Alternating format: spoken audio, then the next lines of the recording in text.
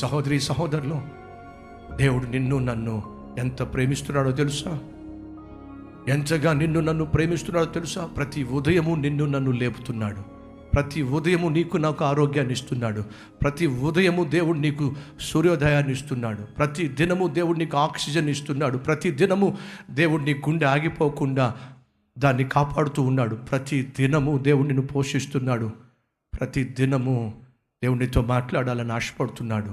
కానీ నువ్వు మాత్రం తిరిగి మాట్లాడవే, నువ్వు మాత్రం ఆయనను ప్రేమించవే, నువ్వు మాత్రం ఆయనను పట్టించుకోవే.